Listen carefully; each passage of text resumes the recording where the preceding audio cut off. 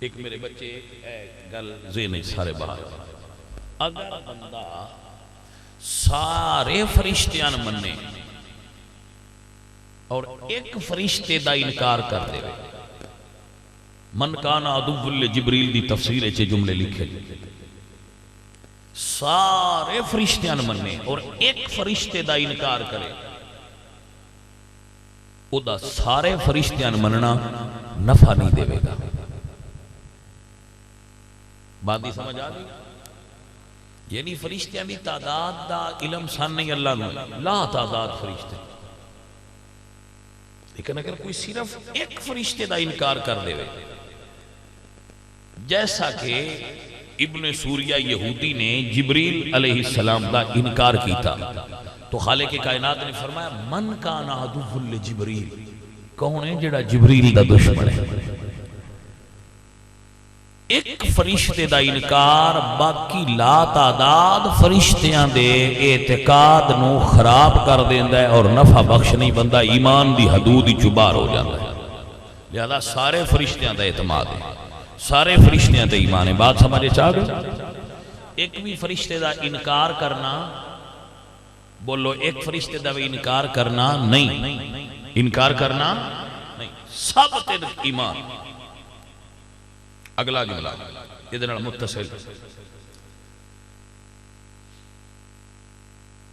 آسمانی کتاباں تورات، زبور، انجیل، قرآن چار ہو گئی، نار صحائف، متوجہ ہو گئے ہو؟ آمنت باللہ وملائکتہ وکتبہ، ہن کتبہ دی تفصیل کر رہے ہیں۔ یہ چار کتاباں اور صحیفے نے، معروف نے، انہاں دے اسماء اور لوگ جان دے۔ اگر انہاں چوں ایک کتاب دی کسی آیت دا انکار کر دے، مثلا قرآن دی ایک آیت دا انکار کرے تے باقی ساریاں نہ مننے، بندہ مسلمان نہیں۔